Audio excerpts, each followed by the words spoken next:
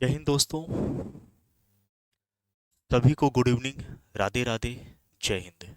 कैसे हैं आप लोग और कैसी चल रही है पढ़ाई? सभी लोग बताएंगे। बच्चे, आप सभी को जैसा कि मालूम है कि कल 7 मई है और कल से एनटीपीसी का एग्ज़ाम शुरू होने वाला है। ठीक है, तो जो बच्चे एनटीपीसी का एग्ज़ाम देने जा रहे हैं वो इस वीडियो को देख के जाना, बहुत बेनिफिट होगा। क्योंकि आज होने वाला है मैराथन और हर एक चैप्टर से मैंने वो क्वेश्चन को छांट के रखा है जो फ्रिक्वेंटली एग्जाम में 2024, 2025 और 2026 को पूछा गया। ठीक है, चाहे आने वाले समय में कोर्ट केस क्लियर हो जाएगा। आप सभी को पता है ग्रुप डी का भी एग्जाम होगा, बिहार एसएससी इंटर लेवल का एग्जाम होगा, बिहार एसएससी सीजीएल का एग्जाम होगा, परिचारी का एग्जाम होगा, या फिर जो एडीओ कैंसिल हुआ है, बीपीएससी एडीओ, उसका भी एग्जाम होने वाला है।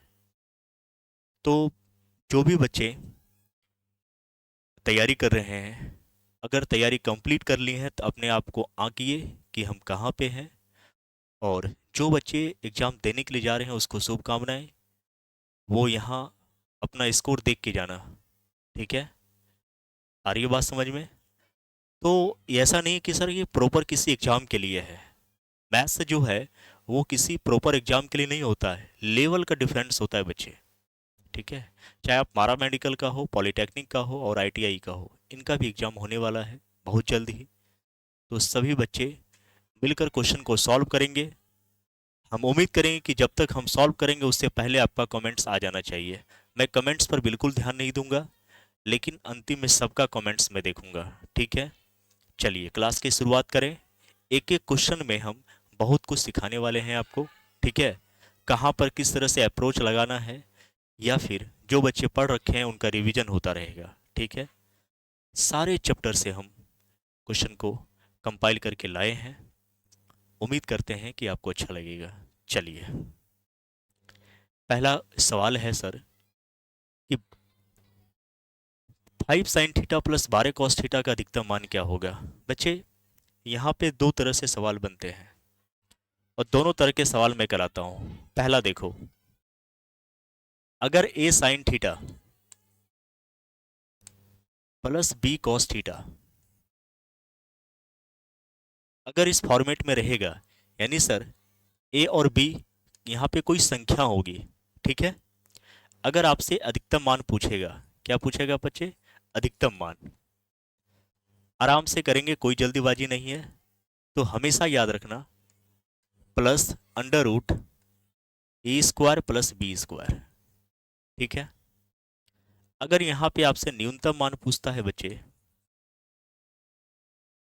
तो कैसे निकालोगे? माइनस आगे साइन लगा देना और ए स्क्वायर प्लस बी स्क्वायर। ठीक है, बस। अगर इस फॉर्मेट में सवाल पूछा, एक और फॉर्मेट में सवाल पूछता है मैक्सिमा मिनिमा त्रिकोणमिति का, वो क्या है बच्चे? एक फॉर्मेट रहता है A square theta, A square sine square theta, या फिर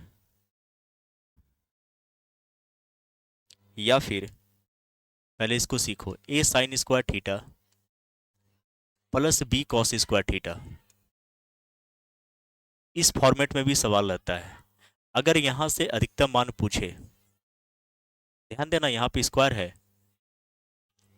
अगर अधिकतम मान पूछे तो ए और बी में जो बड़ा होगा वही आपका अधिकतम होगा। और जब भी न्यूनतम मान पूछे, न्यूनतम मान पूछे, तो इन दोनों में जो छोटा होगा वही संख्या हमारा न्यूनतम मान होगा। जैसे मैं अगर कहूँ 12 sign square theta plus 13 cos square theta, अगर मैं यहाँ से अधिकतम मान पूछूं तो क्या बताओगे? सारे बच्चे बोलेंगे। अगर मैं अधिकतम मान पूछूं तो सारे बच्चे बताएंगे, और अगर मैं मिनिमम मान पूछूंगा तो सारे बच्चे जवाब देंगे। बताओ सर, मैक्सिमम वैल्यू आपने कहा इन दोनों में जो बड़ा होगा वही अधिकतम मान होगा, तो 12 और 13 में बड़ा कौन है सर? 13 है, यानी हमारा अधिकतम मान हो जाएगा 13। और इन दोनों में छोटा कौन है सर? 13 और 12 में सर 12, तो ये हमारा न्यूनतम मान हो जाएगा। आ रही है बात समझ में? तो ये दो फॉर्मेट में सवाल मैक्सिमा मिनिमा से पूछा जाता है त्रिकोणमिति में, और बाकी और भी फॉर्मेट्स हैं जो एसएससी के एग्जाम में पूछे जाते हैं। मैं भी ये भी बता देता हूँ, और भी फॉर्मेट्स बनते हैं और भी कंसेप्ट हैं इनके जो एसएससी सीजीएल के एग्जाम में पूछे जाते हैं। आपके जो एग्जाम है फ्रिक्वेंटली मैंने देखा कि इन दोनों से ज़्यादातर पूछा गया है, इसीलिए मैंने ये सवाल रखा। अब इस सवाल का जवाब दे सकते हो आप। सर यहाँ पे दे रखा है A sine theta plus B cos theta, यही है ना सर? पहले वाला फॉर्मेट का है A sine theta plus B cos theta, और हमसे अधिकतम मान पूछा है। तो क्या करेंगे बच्चे, यहाँ पे सॉल्व कर देते हैं। अधिकतम मान पूछा है सर, यानी अंडर रूट 5 का स्क्वायर और प्लस 12 का स्क्वायर। तो ये क्या हो जाएगा बच्चे, यानी 5 का स्क्वायर होता है 25 और 12 का स्क्वायर होता है बच्चे 144, यानी हो जाएगा 169। क्या हो जाएगा 169, और 169 का वर्गमूल होता है 13, और ये प्लस में होगा क्योंकि आगे साइन किसका है, प्लस का है। तो ऑप्शन नंबर आपका हो जाएगा ए। वैसे भी जिस बच्चे को ट्रिपलेट याद है तो ट्रिपलेट का एक बार हम रिवीजन करा देते हैं। बोले ना बहुत कुछ सीखने को मिलेगा आपको। 5 12 13, 6 8 10, 3 4 5, ठीक है। उसके बाद 9 12 15, 9 12 15, उसके बाद 10 24 26, 20 21 29, 9 40 41। कम से कम इतना याद रखना, आपका काम हो जाएगा। सर यहाँ पे मुझे 5 दिखा था और 12 दिखा था, तो तीसरा क्या हो जाता 13। तो ट्रिपलेट से हम डायरेक्ट निकाल सकते थे। बच्चे ट्रिपलेट कैसे निकालते हैं, हाउ टू सॉल्व ट्रिपलेट। तो ट्रिपलेट निकालने का तरीका बच्चे हम बताएंगे आपको। आज के शाम में ही एक वीडियो लेकर के आऊँगा ट्रिपलेट का, कि ट्रिपलेट को हम सेकंडों में कैसे निकालेंगे। ठीक है, जैसे यहाँ 5 है, 5 एक विषम संख्या है बच्चे, तो 5 का क्या करते हैं, स्क्वायर कर देते हैं, 25 हो गया। और 25 को ऐसे तोड़ो कि जिनके बीच का डिफरेंस 1 के बराबर हो। सर 12 और 13, 13 और 12 को जोड़ेंगे तो 25 ही होगा, और दोनों बीच का डिफरेंस भी सर 1 का है, यानी एक तो 5 हो गया, दूसरा 12 होगा और तीसरा 13 होगा।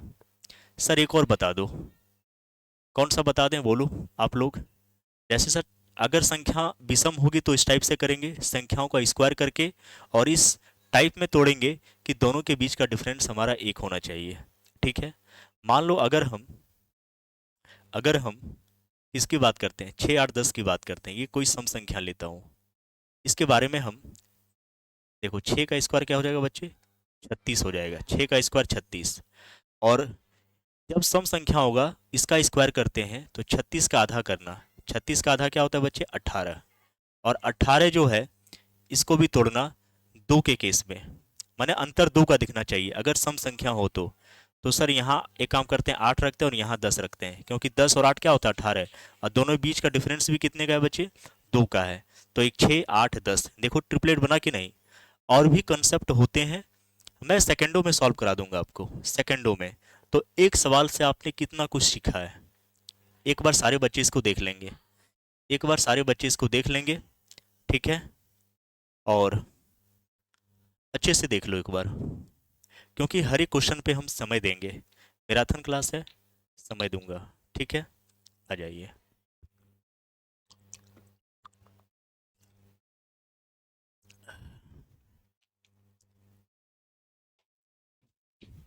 क्लियर है सभी का?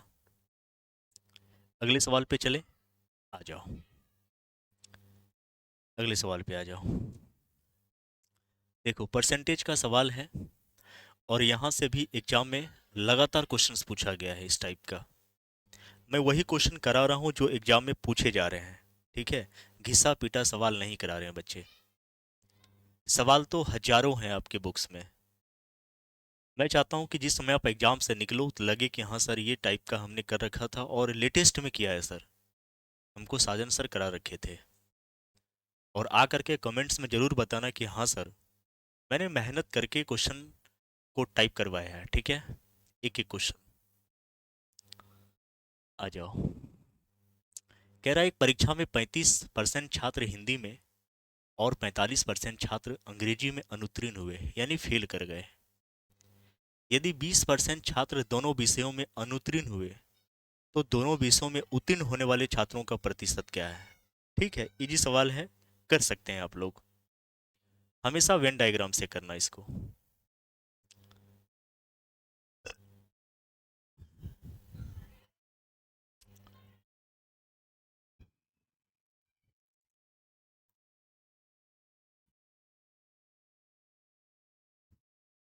ठीक है, शुरू करें हम। आ जाओ। सर प्रतिशत का सवाल है और एक टाइप होता है वेन डायग्राम। इस क्वेश्चन को हम वेन डायग्राम से ही सॉल्व करेंगे बच्चे। ठीक है,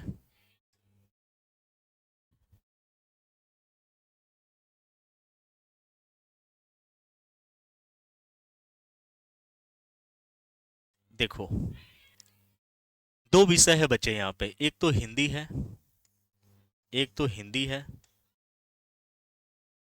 और एक क्या है, अंग्रेजी है।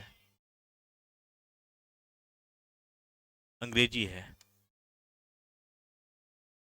ठीक है सर, अंग्रेजी है और 35% छात्र है। कितने परसेंट छात्र बच्चे? 35% छात्र है।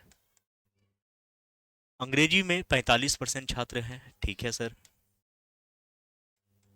हमेशा याद रखना बच्चे, दो चीज यहाँ पे मैं सिखा रहा हूँ।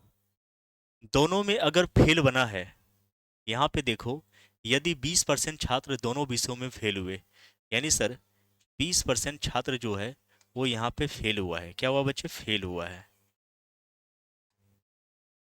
तो बाकी केवल हिंदी में और केवल अंग्रेजी में उसका भी फेल का ही निकालना है बच्चे। अगर दोनों विषयों में पास होगा तब दोनों का हम पास का निकालेंगे। मैं बताता हूँ कैसे। देखो यहाँ पे सर, ये 35% हिंदी में क्या हुआ था? फेल हुआ था ना? कहोगे हाँ सर फेल हुआ है। और सर यहाँ 45% अंग्रेजी में भी क्या हुआ था? फेल हुआ था।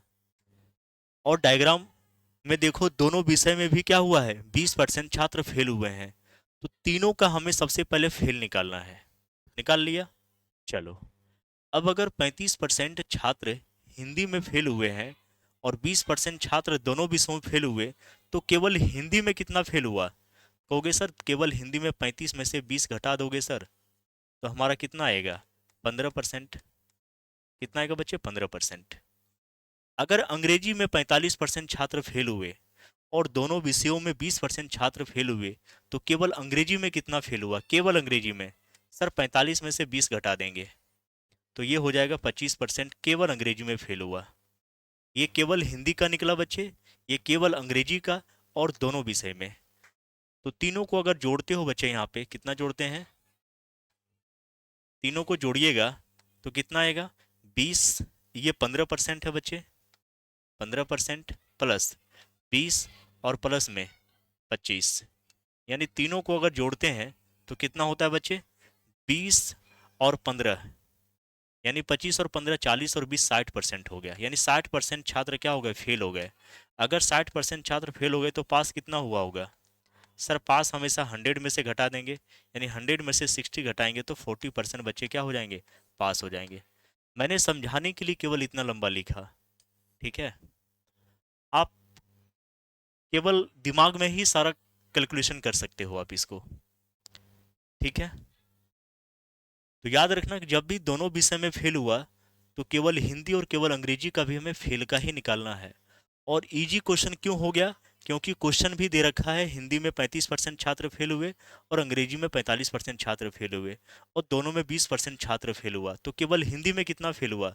सर 35 में से 20 घटाएंगे तो 15। केवल अंग्रेजी में कितना हुआ? 45 में से 20 घटाएंगे तो 25। अगर हम तीनों को जोड़ते हैं तो 15, 20 और 25, तो टोटल फेल हो गया 60%। तो पास कितना हुआ होगा? 40%। ठीक है, इसे एक बार देख लीजिए सभी लोग, सभी बच्चे इसको देख लेंगे एक बार। ठीक है, क्लियर है? अगले सवाल पे आ जाए। आ जाओ। देखो, टाइम एंड वर्क का हमने सीरीज में बहुत सारा सवाल किया था। जो भी बच्चे हमारे टोटल 20 सीरीज आए हैं easy to moderate, moderate to tough, मैंने सीरीज कराया टोटल 20। उसमें कई सारे सवाल पाइप एंड सिस्टम से थे, लेकिन जब मैंने खंगाला 2024, 25 और 26 को, तो इस टाइप का सवाल लगभग कम से कम मुझे 30 से 40 सवाल दिखे। तो मैंने एक सवाल रखा इसका, क्योंकि आपको पता है कि टीसीएस जो है वो हमेशा अपडेटेड सवाल को एग्जाम में डालता है। ठीक है, तो हम लोग भी अपने आप को अपडेट रखते हैं, घिसा पिटा सवाल नहीं करेंगे। चलिए क्वेश्चन को पढ़ो पहले, सारे बच्चे क्वेश्चन को पढ़ेंगे। कह रहा दो पाइप एक्स और वाई एक टैंक को क्रमशः 24 मिनट और 32 मिनट में भर सकते हैं। यदि दोनों पाइप एक साथ खोले जाते हैं, ठीक है, तो वाई को कितने समय बाद बंद कर देना चाहिए ताकि टैंक 18 मिनट में भर जाए? सारे बच्चे इसका जवाब देंगे।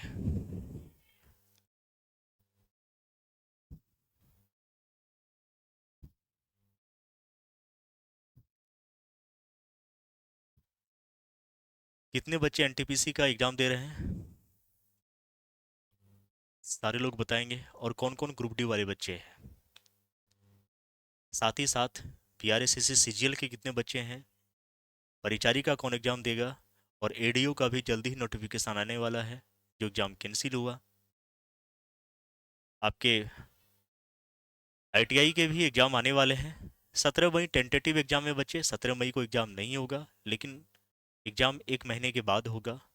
लेकिन वो सारे बच्चे देखेंगे, पैरामेडिकल है, पॉलिटेक्निक है, ये सारे बच्चे एग्जाम को देखेंगे। ठीक है, उन सभी के लिए चलो, बहुत सारे बच्चे का बिल्कुल सही जवाब है, आ जाओ। सर दो पाइप है, एक पाइप आपका एक्स है और दूसरा पाइप आपका वाई है। और सर दोनों भरने वाला पाइप है, भरने वाला पाइप है मतलब इनलेट पाइप है ये, तो भरने वाले पाइप को प्लस में लिखते हैं। सर पहला 24 मिनट में भर देता है, और दूसरा जो पाइप है वो हमारा 32 मिनट में क्या करता है बच्चे, भर देता है। तो सबसे पहले उस टंकी में पानी है कितना वो निकालेंगे।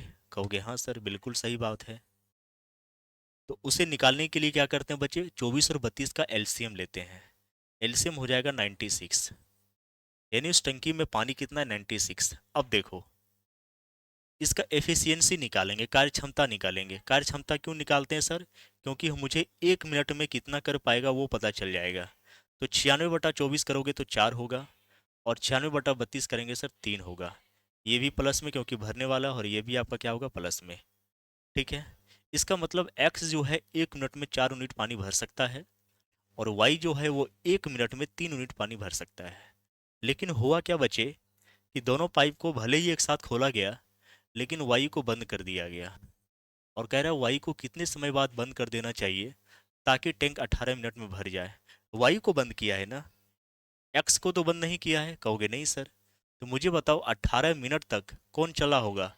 18 मिनट तक एक्स चला होगा। जब हमने वाई को बंद कर दिया बच्चे, तो एक्स क्या होगा, अपनी इफिशियंसी से चला होगा 18 मिनट तक। कहोगे हाँ सर, तो 18 चौक 72 हो गया। तो शेष मेरा कितना बचा, शेष कहोगे सर, शेष जो है वो 96 में 72 घटाएंगे तो हमें कितना बचेगा सर, 24 बचेगा। अब ये 24 यूनिट दोनों ने साथ मिलकर खोला था शुरुआत में, क्योंकि शुरुआत में दोनों साथ में रहे। बाद में क्या हुआ कि वाई को बंद कर दिया गया 18 मिनट पहले ही। तो 18 मिनट तक कौन काम किया होगा अपनी इफिशियंसी से, सर एक्स किया होगा। हमने एक्स का निकाल लिया कि एक्स जो है वो 72 यूनिट खत्म कर दिया। जो शेष बचा हमारा 24 यूनिट, वो दोनों ने मिलकर किया होगा ना। तो हमसे पूछ रहा है कि कितने समय के बाद बंद कर देना चाहिए, यानी हमें y का मान निकालना है।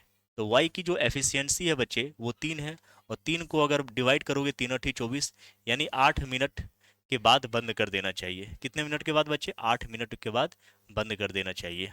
ठीक है, तो इस टाइप का सवाल आपके एग्जाम में पूछा जा रहा है। ठीक है, मैंने हर एक एग्जाम को एनालिसिस किया है, और ये क्वेश्चन फ्रिक्वेंटली पूछा गया है।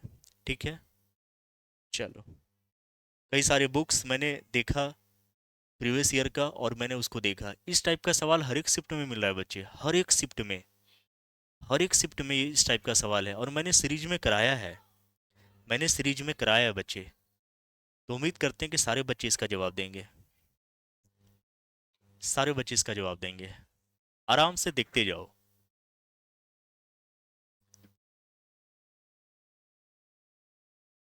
कितना क्वेश्चन है सर? क्वेश्चन कितना है छोड़ो, आप क्वेश्चन करो केवल, और नई चीजों को समझो, अपना रिवीजन करो, स्कोर अंत में बता देना। यदि एक गोले की त्रिज्या को दुगना कर दिया जाए तो उसके आयतन में कितने प्रतिशत की वृद्धि होगी? सर एक बात बताओ मुझे, गोले का आयतन होता क्या है? गोले का आयतन, गोले का आयतन होता क्या? सारे बच्चे जवाब देंगे। कहोगे सर हमें याद है, आपने ही तो बताया है, 4/3 πr क्यू। आया ना? कहोगे बिल्कुल सर, 4/3 πr क्यू। सभी बच्चों को याद है? कहोगे हाँ सर। अब क्या हुआ कि गोले की त्रिज्या को दुगना कर दिया गया है, यानी पहला जो होगा वो 4/3 πr क्यू ही रहा होगा। कहोगे हाँ सर, πr क्यू रहा होगा। सर दूसरा जो है वो 4/3 पाई तो रहा होगा, लेकिन त्रिज्या को दुगना कर दिया है। दुगना कर दिया मतलब 2r हो गया होगा। दुगना का मतलब 2r हो गया होगा, तो 2r कर दिया। यानी पहली त्रिज्या अगर r है, अब त्रिज्या को दुगना कर दिया है तो 2r हो गया। सर यहाँ से काम कर सकते हो आप, क्या कर सकते हैं, 4/3 से 4/3 कट जाएगा। सर पाई से पाई भी कट जाएगा। यहाँ बच्चे क्या बचेगा? कहोगे सर यहाँ r क्यू बचेगा, और यहाँ पे 2 का क्यू क्या उतना है, 8, तो 8 r क्यू हो जाएगा। बच्चे यहाँ से भी r क्यू से r क्यू कट जाएगा, तो बच गया 1 और 8। मुझे बताओ कितना गुना है सर? 8 गुना है। और किस पर? 1 पर।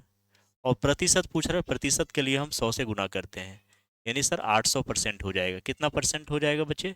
800% की वृद्धि होगी। ऑप्शन नंबर कौन सा होगा? सी होगा। क्लियर है ना? तो मुझे बताओ इतना करने का जरूरत था आपको? नहीं, मैं समझाने के लिए केवल किया। अपने मन में याद रखना कि कांस्टेंट टर्म जो है सर वो ऑलरेडी कट जाता है, हमें केवल वेरिएबल जो चेंज हो रहा है उस पर काम करेंगे, और उस पर काम करेंगे तो हमारा क्वेश्चन सेकंडों में हो जाएगा। 8 से 10 सेकंड में इस क्वेश्चन को आप सॉल्व कर सकते थे। ठीक है, चलिए सही बच्चे देख लो एक बार। कोई परेशानी किसी को नहीं है ना? नहीं है तो अगले सवाल पे आ जाओ। इस सवाल को देखिए, सारे बच्चे इसका जवाब देंगे। सर मेरा एग्जाम कल से है। ओके, ठीक है, बेस्ट ऑफ लक आपको। ग्रुप डी का क्या हुआ सर? ग्रुप डी का बच्चे एग्जाम 22 मई के बाद कभी भी अनाउंस हो सकता है। ठीक है, 22 मई को लास्ट तेलंगाना में क्या है, एक हियरिंग है। आई होप कि वो लास्ट हियरिंग हो आपका, और सभी को पता है कि लास्ट हियरिंग ही है। उसके बाद पॉजिटिव न्यूज आएगा। जो 2024 वाले बच्चे फंसे हुए हैं, जिनका रिजल्ट फंसा हुआ है, तो उनका भी क्लियर होगा, और 2025 वाले बच्चे का क्या होगा, एग्ज़ाम का डेट भी अनाउंस हो जाएगा। एनटीपीसी का भी एग्ज़ाम का रिजल्ट आने वाला है 11 मई को। जो बच्चे एग्ज़ाम दे रखे हैं वो लोग तैयार रहिएगा कि 11 मई को आपका रिजल्ट आएगा। ठीक है, आ जाओ। एक टीवी का अंकित मूल्य 20,000 रुपया है, और दीपावली पर 10% की छूट दी जाती है, और फिर नगद भुगतान पर 5% की अतिरिक्त छूट दी जाती है। टीवी का अंतिम विक्रय मूल्य क्या है? बच्चे डिस्काउंट किस पर मिलता है? मुझे बताना, डिस्काउंट किस पर मिलता है? सर डिस्काउंट मिलता है अंकित मूल्य पर। डिस्काउंट मिलता है अंकित मूल्य पर। बहुत अच्छे बच्चे। तो अंकित मूल्य आपका दे रखा है बच्चे 20,000। कितना दे रखा है? 20,000। और दीपावली पर क्या हुआ, पहली बार 10% की छूट दी गई है। दीपावली का माहौल है, 10% का छूट दिया गया, तो चीज़ें बिकेंगी कितनी में सर? 90% में। 90% का मतलब 90/100। कहोगे हाँ सर। और फिर नगद भुगतान पर 5% की अतिरिक्त छूट दी जाती है। अच्छा, अगर नगद आप पैसे जमा करते हो तो 5% का एक्स्ट्रा छूट मिलेगा। तो 5% का एक्स्ट्रा छूट मिलेगा, यानी 95% उसका सेलिंग प्राइस होगा। कहोगे हाँ सर, तो 95/100 लिख सकते हैं। और इसे सॉल्व करेंगे। बच्चे इसको सॉल्व मत करना, इसको सॉल्व मत करना, मेरी बात मानो, क्योंकि एग्जाम नज़दीक है, तो इसका कैलकुलेशन मत करना। आप यहाँ से विभाज्यता का नियम एक होता है, उसको याद रखिएगा। सर एक काम करते हैं, इस 90 को हम 9 × 10 लिख सकते हैं। कहोगे बिल्कुल सर, 9 × 10 हम लिख सकते हैं, लिख सकते हैं। यानी जो भी मेरा आंसर होगा वो 9 से कटने वाला होगा। और 9 का विभाज्यता का नियम क्या कहता है? अंकों का योग, यानी सम ऑफ डिजिट। देखो यहाँ पे 7 1 8 1 9, सर ये कट सकता है। 7 5 12 13, ये बिल्कुल नहीं होगा। सर 8 1 9, ये हो सकता है। अगर डी पे गौर करें तो 8 6 14 1 15, बिल्कुल नहीं होगा सर। यानी हम ए और बी में फंस गए। फिर अगर ए और बी में फंस गए तो यहाँ भी देखो 19 25 95 होता है बच्चे, होता है कि नहीं? यानी जो भी मेरा आंसर होगा 19 का मल्टीपल होगा। सर 19 के पहाड़े में 180 नहीं आएगा, ये भी कट जाएगा। और 19 नमा इकहत्तरा से होता है, यानी ऑप्शन नंबर हमारा कौन सा हो जाएगा बच्चे? ए हो जाएगा। तो कैसा लगा आपको ये? तो जब भी क्वेश्चन मिले ना, तो एक बार ऑप्शन पे गौर करो, और कैलकुलेशन करने से आप पहले एक बार विभाज्यता का नियम चेक कर लो। और किस तरह से तोड़ना है मैं क्लास लेकर आऊँगा आपको, और बताऊँगा कि सेकेंडों में आप क्वेश्चन को सॉल्व कर सकते हैं। ठीक है? यहाँ पे आप डिजिटल सम भी लगा सकते हो, लेकिन कोई बच्चा भी डिजिटल सम पढ़ा नहीं होगा तो उनको थोड़ा सा परेशानी होगा। उसका भी सोच रहे हैं कि लंबा क्लास लेकर आएँ जब छुट्टी मिलेगी, क्योंकि इतनी सारी क्लासेस होती है तो छुट्टी नहीं मिल पाता है बच्चे। ठीक है, चलिए। आप चाहो तो इसको गुना कर सकते हो, गुना करोगे तो वही आएगा। चलिए, ये सवाल भी फ्रिक्वेंटली पूछा गया है इस टाइप का, सारे बच्चे इसका जवाब देंगे। 1 से 100 के बीच उन सभी संख्याओं का योग ज्ञात कीजिए जो 3 से विभाज्य है। 1 से 100 के बीच उन सभी संख्याओं का योग ज्ञात कीजिए जो 3 से विभाज्य है। करो सारे लोग।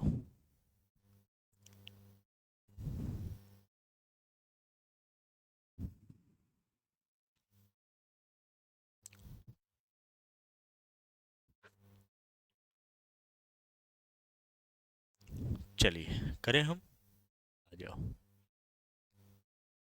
सर 1 से 100 के बीच, बच्चे कंसेप्ट सीखना है यहाँ पे। ए से 100 के बीच,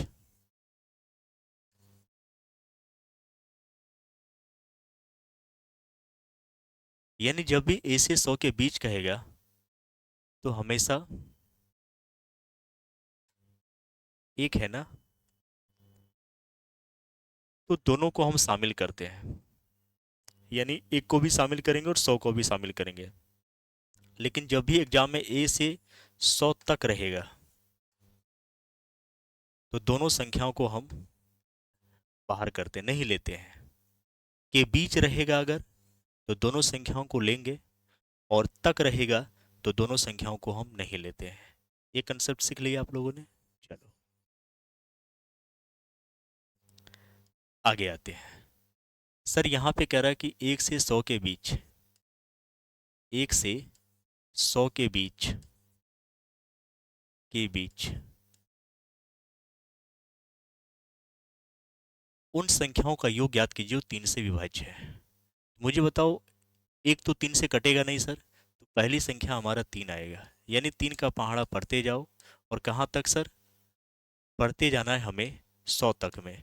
तो 100 तक में मुझे मेरे ख्याल से 99 भी 3 से कटेगा। इसी का बच्चे योग पूछ रहा है। तो योग निकालने के लिए सबसे पहले आपको पदों की संख्या चाहिए। क्या चाहिए बच्चे? पदों की संख्या।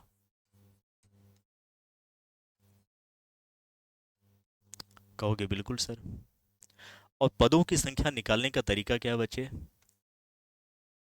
कि पहली संख्या आपका 99 है और शुरुआत की संख्या 3 है। इसको डिवाइड करोगे तो कितना आ जाएगा? 33।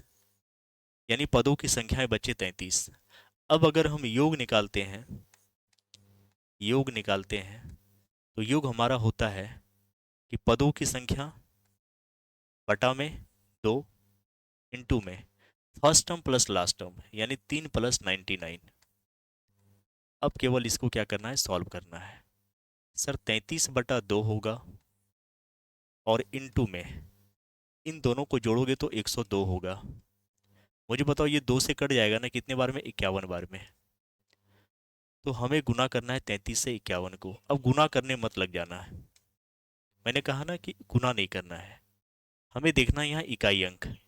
3 को अगर 1 से गुना करते हो तो मेरा आंसर में इकाई अंक 3 आएगा। और किस ऑप्शन में दिख रहा है आपको इकाई अंक 3? सर एक ही ऑप्शन में दिख रहा है। ठीक है, तो ये सब अप्रोच एग्जाम में लगाना है आपको। कंसेप्ट भी जरूरी है बच्चे, और ट्रिक भी जरूरी है। ठीक है, हाँ, योग निकालने का तरीका होता है n/2, यानी पदों की संख्या बटा 2 बराबर इनटू में first term plus last term. तो पदों की संख्या आपने निकाला 33, 33 कैसे निकाला? तो अंतिम संख्या को प्रथम संख्या से डिवाइड कर दिया। ठीक है, योग निकालने का तरीका है पदों की संख्या बटा 2 इंटू में पहली संख्या आपका 3 है प्लस में अंतिम संख्या आपका 99 है। और मैंने सॉल्व किया। सॉल्व करने से पहले, गुना करने से पहले मैंने ये सोचा कि अगर इकाई अंक हमारा देख रहे हैं 3 एकम 3 है, तो जो भी मेरा ऑप्शन होगा उसमें इकाई अंक भी क्या होगा? 3 होगा। और ऐसा ऑप्शन मुझे ऑप्शन नंबर ए दिखा है। ठीक है, चलिए आप लोग पानी पी लीजिए, क्योंकि 10 सवाल आपका हो गया है। अगले सवाल पे आते हैं। ज्योमेट्री का सवाल है और यहाँ से भी फ्रिक्वेंटली एग्जाम में पूछा गया है। बिल्कुल पानी पी लेते हैं।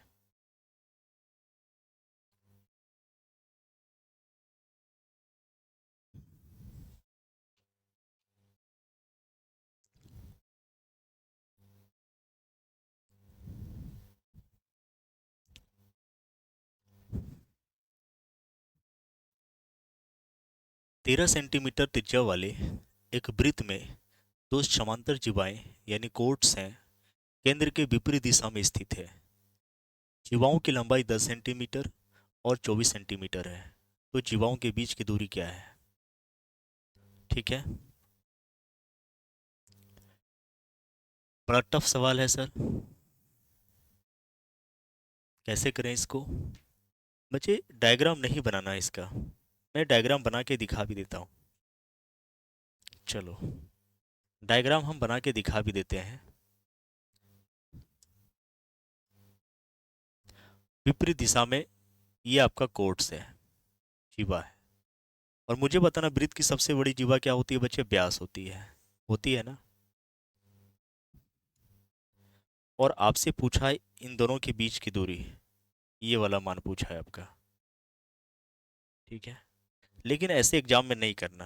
आ जाओ, आपको मैंने ट्रिपलेट पढ़ाया है, कहोगे हाँ सर। पहला दे रखा है 10 सेंटीमीटर, दूसरा दे रखा है 24 सेंटीमीटर, और त्रिज्या दे रखा है बच्चे 13 सेंटीमीटर। दे रखा है कि नहीं? कहोगे हाँ सर। बच्चे मुझे बताना, अगर पहली जीवा आपका 10 सेंटीमीटर है तो परपेंडिकुलर है, 90 डिग्री पे है, तो आधे आधे में बटेगा, यानी सर ये भी 5 सेंटीमीटर होगा और ये भी 5 सेंटीमीटर होगा। बिल्कुल बच्चे। दूसरी जीवा की लंबाई दे रखा है बच्चे 24, और यहाँ भी 90 डिग्री का कोण बनेगा, तो आधे आधे में बटेगा। कहोगे हाँ सर। यानी ये 24 सेंटीमीटर है तो ये 12 होगा, और ये भी क्या होगा? 12। आपने 5, 12, 13 का ट्रिपलेट पढ़ा है कि नहीं? कहोगे हाँ सर। यानी ये 5, ये 12 और ये 13। तो दोनों जीवाओं के बीच की दूरी क्या होगी? इन दोनों का योग, 5 + 12 यानी 13 सेंटीमीटर हो जाएगा। 5, 12 कितना होता है? 17 होता है ना बच्चे? 17 सेंटीमीटर, यानी ऑप्शन नंबर आपका पहला होगा। ठीक है, किसी बच्चे को कोई समस्या, कोई परेशानी? देख लो, इसी टाइप से करना है, इसी टाइप से करना है आपको। ठीक है, कह रहा है 13 सेंटीमीटर त्रिज्या वाले एक वृत्त में दो समांतर जीवाएं केंद्र के विपरीत दिशा में स्थित है। जीवा हमने लिया, जीवाओं के बीच की दूरी पूछा है सर। आप यहाँ भी देख रहे हैं 5 + 12 क्या है? 17 हो रहा है। ठीक है, चलो कंसेप्ट आप सीखे होंगे, आपको एग्जाम में कैसे करना है वो मैं अप्रोच बता रहा हूँ। ये बेईमान दुकानदार का सवाल भी मैंने देखा ना बच्चे, कम से कम हर एक शिफ्ट में बेईमान दुकानदार का सवाल था, हर एक शिफ्ट में। आप लोग कोई बच्चे PYQ करते होंगे तो उन्हें पता होगा। सेट वगैरह लगाते होंगे तो। और बेईमान दुकानदार का भी एक क्लास में लेकर आऊँगा आपके पास, ठीक है। बहुत इजी चैप्टर होता है। कहता है एक बेईमान दुकानदार अपने माल क्रय मूल्य पर बेचने का दावा करता है, लेकिन 1 किलो के स्थान पर 960 ग्राम वजन का उपयोग करता है। उसका लाभ प्रतिशत क्या है? मुझे बताओ 1 किलोग्राम कितने ग्राम के बराबर होता है? कहोगे सर 1000 ग्राम के बराबर होता है। लेकिन बच्चे क्या किया, उसने 960 ग्राम ही तोला है। देखो अब शायद ये चीज़ें नहीं होती होंगी, पहले लोग तराजू यूज करते थे, बटखरा और तराजू।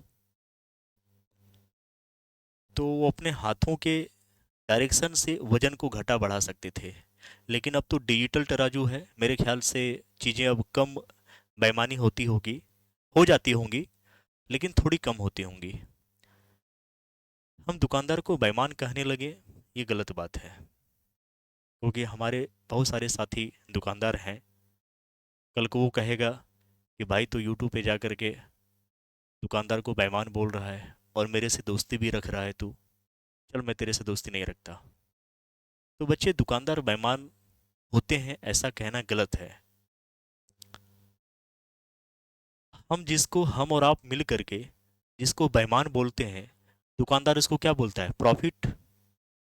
हम और आप मिल करके जिस दुकानदार को हम कहते हैं कि तुम बेईमान हो, वो दुकानदार अपने आप को क्या बोलता है कि मैं तो प्रॉफिट कमा रहा हूँ, मैं तो प्रॉफिट कमा रहा हूँ, है कि नहीं? तो दुकानदार को बेईमान कोई बच्चे नहीं बोलेगा, ठीक है। क्योंकि बहुत सारे बच्चों के पापा यहाँ पे जो हो सकते हैं कि दुकानदार होंगे, है कि नहीं? चलिए, और उनके भी साथी होंगे। इसमें बच्चे 6-7 तरह के कंसेप्ट बनते हैं। फिलहाल ये क्वेश्चन फ्रिक्वेंटली पूछा गया तो मैं ये बता रहा हूँ कि सर 1000 ग्राम की जगह 960 ग्राम का यूज किया। मुझे बताओ दुकानदार को प्रॉफिट कितने का हुआ?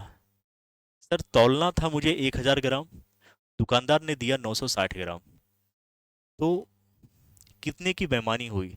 सर बेईमानी हुई 40 ग्राम की। कितने ग्राम की बेईमानी हुई बच्चे? 40 ग्राम की। और दुकानदार की जेब से कितना गया? मुझे बताओ दुकानदार की जेब से क्या 1000 ग्राम गया या दुकानदार की जेब से 960 ग्राम गया? कहोगे सर दुकानदार की जेब से 960 ग्राम गया, तो नीचे हमेशा वो संख्या आएगी जो दुकानदार की जेब से गया, ठीक है, याद रखना। यानी जितने की बेईमानी हुई और दुकानदार की जेब से कितना गया, 960। और प्रतिशत के लिए बच्चे हम जानते हैं कि 100 से गुना करते हैं सर। तो 0 से 0 कट गया और ये 4 से कट जाएगा 24 बार में। आप सभी को पता है कि 1/4 या फिर 100/4 क्या हो जाएगा? 100/24 है ना, यानी 6.14%। इसको जब आप करोगे 24 चौका 96, 1 मिनट बच्चे, 24 चौका 96 होता है, यानी 4 दशमलव समथिंग आएगा, यानी 4.16%। ये आप देख पा रहे हैं कि ऑप्शन नंबर बी में है। तो हमेशा बेईमान दुकानदार में एक चीज़ याद रखना, कितने की बेईमानी हुई उसको ऊपर रखेंगे और दुकानदार की जेब से कितना गया उसको नीचे रखेंगे, और प्रतिशत के लिए क्या करते हैं बच्चे? 100 से गुना करते हैं, ठीक है। देख लो, कोई दिक्कत, कोई परेशानी? कहोगे नहीं सर, आ जाइए। बोर तो नहीं हो रहे हैं? कहोगे नहीं सर, बोर नहीं हो रहे हैं। एक प्यारा सा सवाल है, बढ़िया सवाल है, बिल्कुल क्रीम वाला सवाल लाया मैंने, जो एग्जाम में फ्रिक्वेंटली रिपीट हो रहा है, मैंने उसी सवाल को रखा है। और ऐसे टोटल 10 सीरीज आएंगे, 10 सीरीज। आप समझ रहे हैं कि एक क्वेश्चन में 3-4 क्वेश्चन छिपा हुआ है। आप अगर अच्छे से रिवीजन करना चाहते हो तो सेट के माध्यम से आप रिवीजन कर सकते हैं, ठीक है। आ जाइए। कह रहा है एक चोर जो है एक कार चोरी करता है और 60 किलोमीटर पर घंटा की गति से भागता है, ठीक है।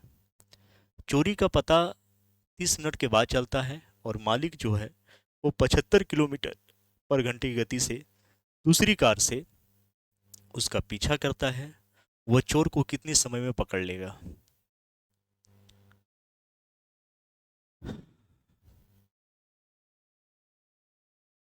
बिल्कुल बच्चे, इसमें प्रीवियस ईयर क्वेश्चन भी है, कुछ क्वेश्चन का डाटा मैंने खुद कलेक्ट करके और सेट किया है। ठीक है, चलो।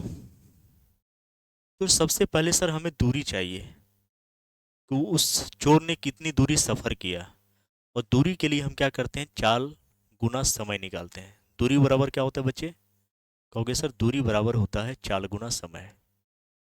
चाल गुना समय, सर ये चीज़ हमें पता है। पता है तो सवाल का जवाब दीजिए। केवल फॉर्मूला ध्यान रखने से नहीं, कंसेप्ट भी ध्यान में रखना होगा। सबसे पहले वो चोर कितनी दूरी सफ़र किया उसे निकालना है। सर चाल जो है चोर का, वो हमारा 60 किलोमीटर पर घंटा है। कितना है, 60। और कितने समय में सर, आधे घंटे में। आधे का मतलब 1/2। तो इसे अगर काटोगे तो 60 का आधा आ जाएगा 30, यानी सर 30 किलोमीटर उस चोर ने अपनी दूरी सफ़र की। ठीक है, कहोगे हाँ सर। अब मुझे बताओ, दूरी हमारा 30 है। हमने एक चीज़ टाइम स्पीड एंड डिस्टेंस में बताया है कि अगर लंबाई की बात होगी, चाहे वो अपोजिट डायरेक्शन में हो या सेम डायरेक्शन में हो, लंबाई हमेशा बच्चे जुड़ती है।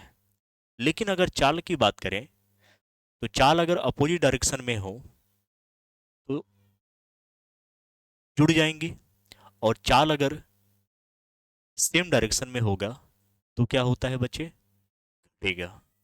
अब मुझे बताओ, यहाँ पुलिस का जो है चाल वो 75 किलोमीटर पर घंटा है, और चोर का जो चाल है वो 60 किलोमीटर पर घंटा है। एक ही दिशा में दौड़ा ना, एक ही दिशा में दौड़ा ना, कहोगे हाँ सर।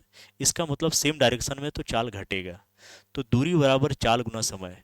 तो चाल सर पहले का दे रखा है 75, हमेशा बड़ी में से छोटी को घटाएंगे, इंटू 60। और कितने समय में पकड़ लेगा, यानी आपसे पूछ रहा है टाइम। ठीक है, कहोगे सर ठीक है। तो 30 बराबर 75 में 60 घटाओगे तो 15 गुना टी हो जाएगा। मुझे बताओ, 15 दूना 30, यानी 2 घंटे में बच्चे वो पुलिस चोर को पकड़ लेगा। कितने घंटे में, 2 घंटे में। एक बार इसे देख लीजिए। कई सारे कंसेप्ट सीख लिए, सीख लिए ना। चलो,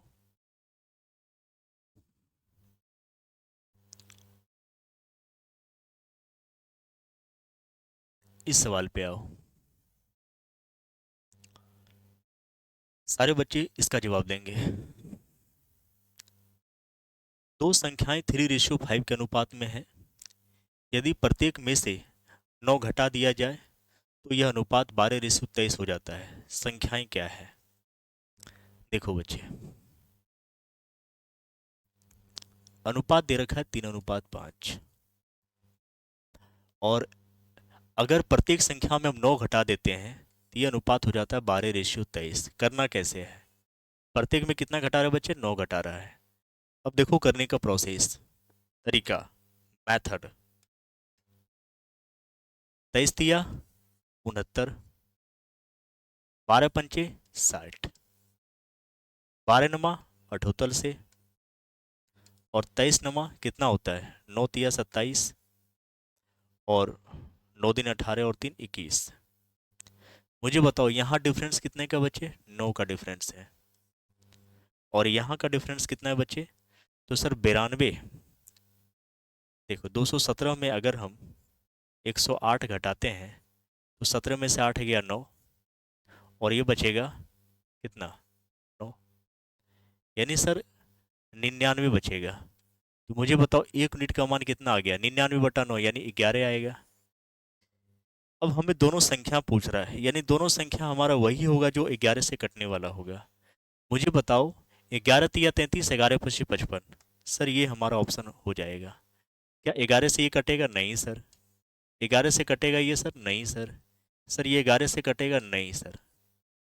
या फिर आप निकाल भी सकते हो, पहली संख्या आपका 3 है, तो 3 को 11 से गुना करेंगे सर 33 होगा, और 5 को अगर 11 से गुना करते हैं सर तो 55 होगा। तो 33 और 55 हमारा ऑप्शन नंबर ए हो जाएगा। ठीक है, तो ये अप्रोच कैसा लगा आपको, एक बार इसे फिर से देख लेना आप लोग, बिल्कुल समझ में आएगा। ठीक है, आ जाइए। अब देखो मेंसुरेशन का ये सवाल जो है मैंने करा रखा है कई बार, लेकिन मैंने सोचा कि एक बार रूबरू करा दूं बच्चों को। फॉर्मूला बेस्ड क्वेश्चन है, फ्रिक्वेंटली एग्जाम में पूछा जा रहा है। सर समबाहु त्रिभुज का क्षेत्रफल जो होता है, एक बार हम करते हैं क्या, सारे फॉर्मूला को रिवाइज करा देते हैं समबाहु त्रिभुज का। किसका बच्चे, समबाहु त्रिभुज का। मैराथन चल रहा है तो कोई बच्चे जल्दीबाजी नहीं कहेगा। यानी तीनों भुजा क्या होता है बच्चे, बराबर होता है। समबाहु त्रिभुज की तीनों भुजाएं क्या होती है, बराबर होती है। अगर हम परिमाप पूछें यहाँ पे, तो परिमाप सर भुजाओं का योग होता है, यानी 3 गुने भुजा 3 गुना ए हो जाएगा।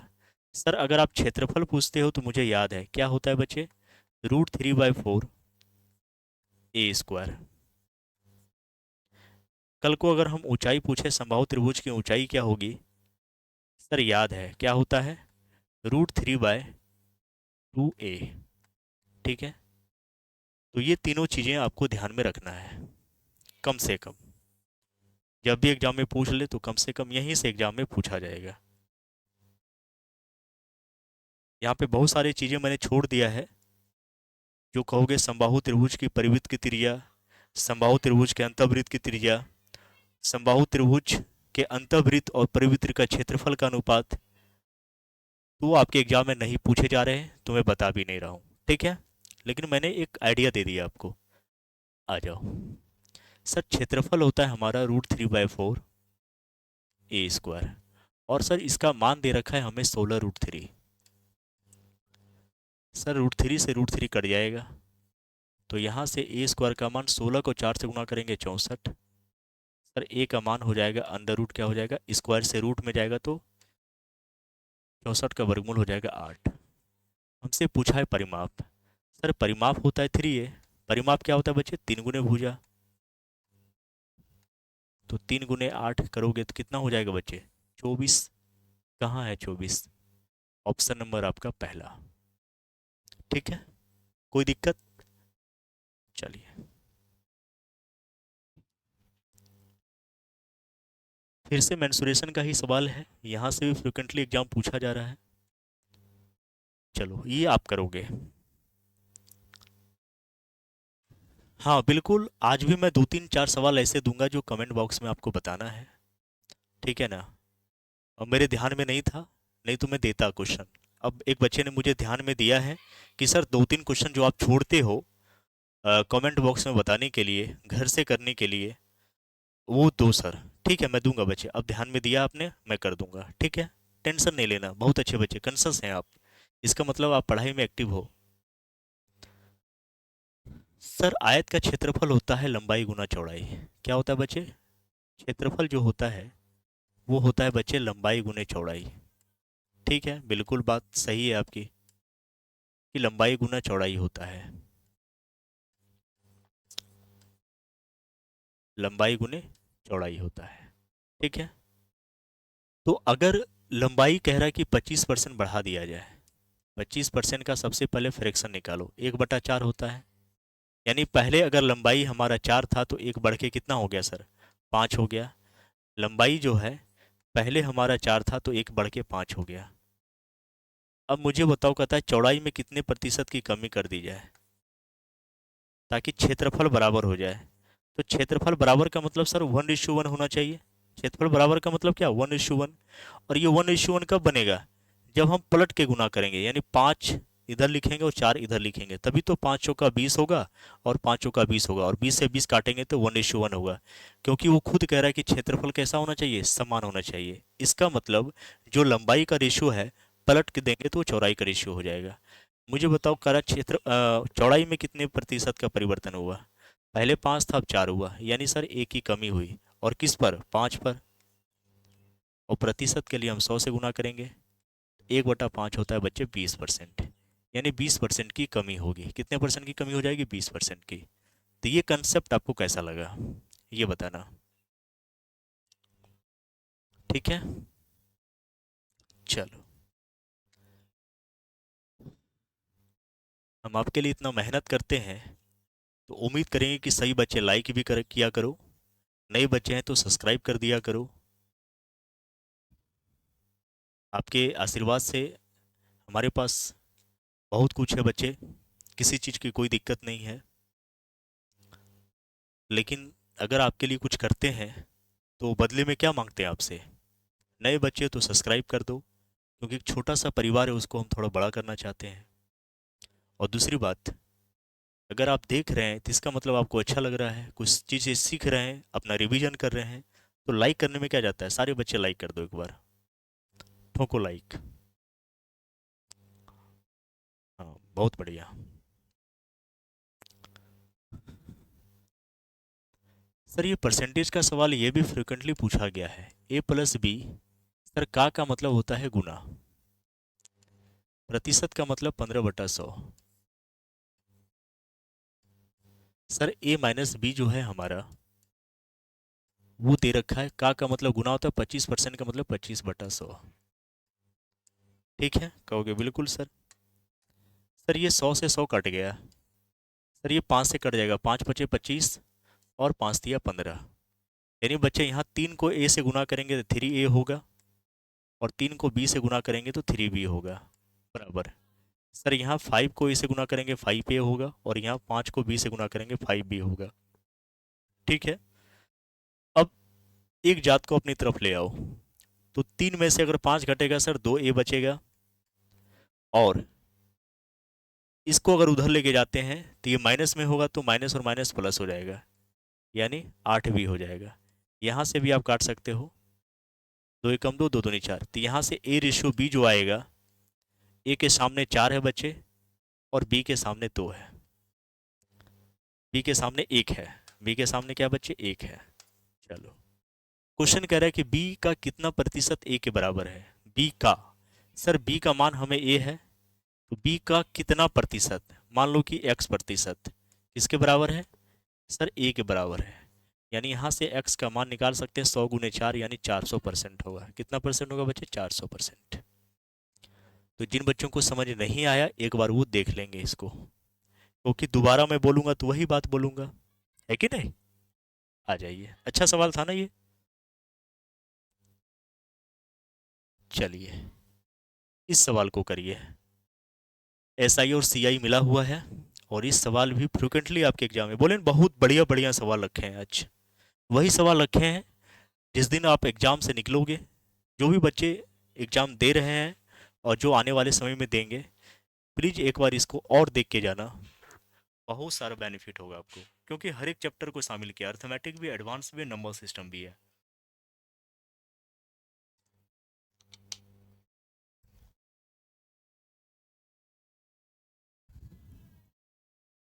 देखो, एक निश्चित राशि पर 3 वर्ष के लिए 10% वार्षिक दर से सी और एसआई का अंतर 155 है, वह राशि क्या है?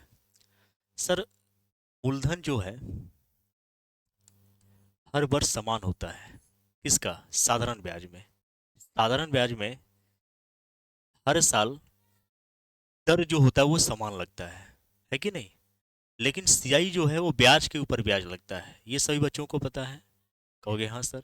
तो अगर पहले वर्ष में अगर एसआई की बात करें, 3 साल का एसआई, हम एसआई की बात कर रहे हैं, और कितने वर्ष का बच्चे? 3 वर्ष का।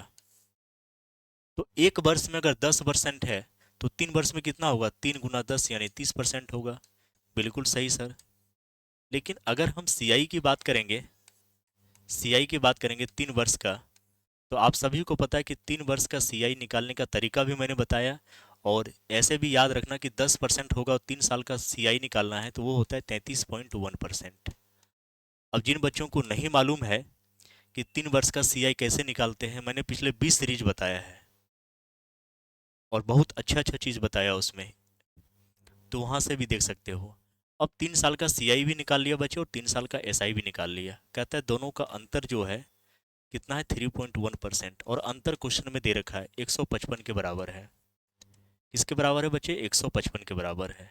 अगर यहाँ 1% हम निकालेंगे तो ये 155 और बटा में क्या हो जाएगा? 31। लेकिन सर डेसिमल में है, और दशमलव के बाद एक अंक है, तो वो ऊपर चला जाएगा। चला जाएगा, कहोगे हाँ सर। और हमें तो वो राशि निकालना, राशि अपने आप में कितना होता है? मूलधन 100% होता है, कहोगे हाँ सर। तो ये हो गया 1550, और ये गुना 100 हो जाएगा, और बटा में 31 है सर। ये कटेगा 5 बार में और 3 शून्य है यानी 5000 हो जाएगा। तो इस सवाल का जवाब क्या हो जाएगा? 5000। ऑप्शन नंबर पहला हो जाएगा। ठीक है, क्लियर है बच्चे? अगले सवाल पे आओ। अब देखो ये सिंप्लीफिकेशन का क्वेश्चन है, ठीक है, बोर्ड मास का है। ये सारे बच्चे खुद करेंगे कि मैं करा दूं? बोलो। अब ये सवाल भी हमसे कराओ, गलत बात है बच्चे। ये सवाल आप खुद करना, ठीक है, कोई दिक्कत? ये सवाल आप खुद करिएगा। तो ये पहला सवाल मैंने दिया कमेंट बॉक्स में। कमेंट बॉक्स में सारे बच्चे जवाब देंगे। 3 से 4 सवाल मैं दूंगा बच्चे। तो ये पहला सवाल है, तब तक आप लोग कर भी लो, ठीक है। चलिए स्क्रीनशॉट ले लेना सारे बच्चे। और ये आपका सीआई का दूसरा सवाल, और इसे भी आप लोग कमेंट बॉक्स में जवाब देना।